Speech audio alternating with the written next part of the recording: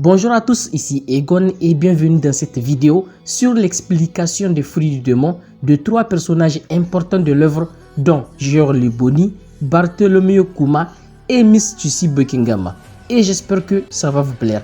Mais avant, il est de coutume de vous rappeler que vous pouvez vous abonner à la chaîne si ce n'est pas déjà fait, dans le cas où cette vidéo vous aura plu, tout en envoyant le maximum de pouces bleus pour augmenter le référencement de la chaîne. Car cela ne va rien vous coûter alors que ça aiderait beaucoup la chaîne.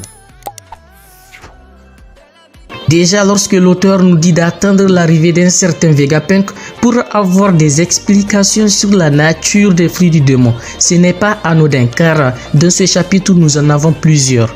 D'abord, le fruit de Georg Liboni est un fruit du démon de type paramécia qui donne à son utilisateur le pouvoir de rajeunir ou de vieillir toute personne, y compris elle-même. Donc, à première vue, c'est plus un fruit de type utile qu'offensif.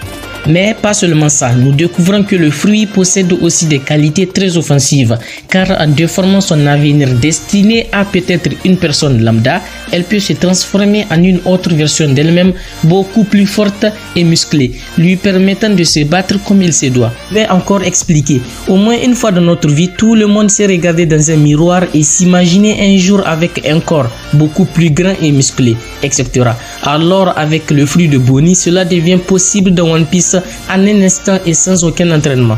Raison pour laquelle au chapitre 1063, Luffy a été vieilli jusqu'à 70 ans par le pouvoir de Boni. Mais il ne pouvait pas du tout se battre, il n'avait aucune once d'endurance. Et je me suis dit que c'était pas possible sauf si un truc se cache derrière le pouvoir de son fruit. Car on parle là d'un Yonko, et même à 70 ans, jamais un pacifiste ne fera le poids. Ainsi, il a fallu attendre 9 chapitres plus tard pour comprendre réellement qu'elle a volontairement déformé l'avenir de Luffy pour qu'il ne puisse pas se battre. Très malin de sa part. De plus, pas besoin de toucher directement avec ses mains son adversaire pour activer son pouvoir.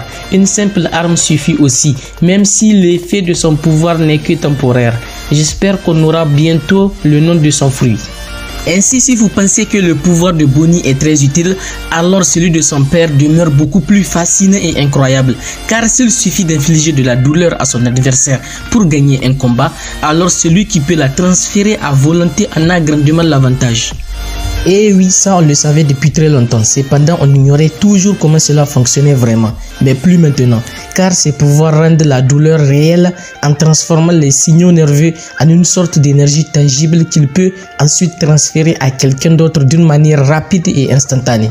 Mais ce n'est que le début, car qu'en est-il des émotions en général, les souvenirs ou encore l'imagination, comme le dit le docteur Vegapunk.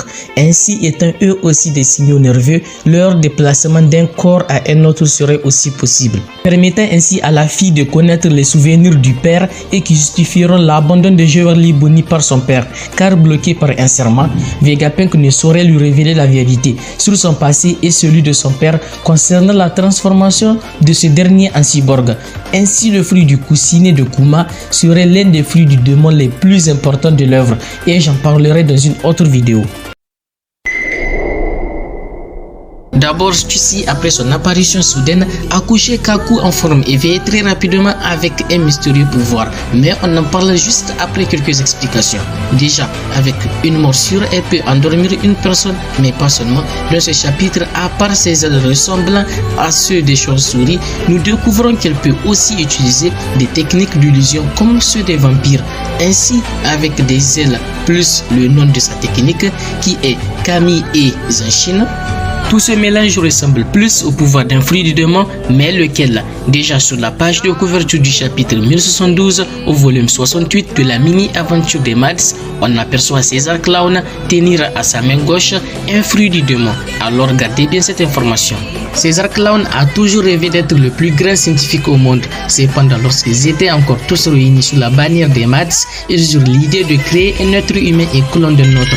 Chose faite et réussite, alors ils eurent une autre idée, celle d'accompagner leur chef-d'œuvre d'un pouvoir particulier, celui d'un fruit du démon Zoana, tout autant particulier. Et pas une copie comme celle de Momonosuke, qui je rappelle est un échec selon Vegapunk, mais un tout nouveau, le tout premier fruit du démon unique et artificiel de l'œuvre. Ainsi, après la perfection collective du fruit de Stussy, César n'a cessé de poursuivre ses recherches de son côté afin d'avoir les smiles aussi des Owan artificiels à base du SAD.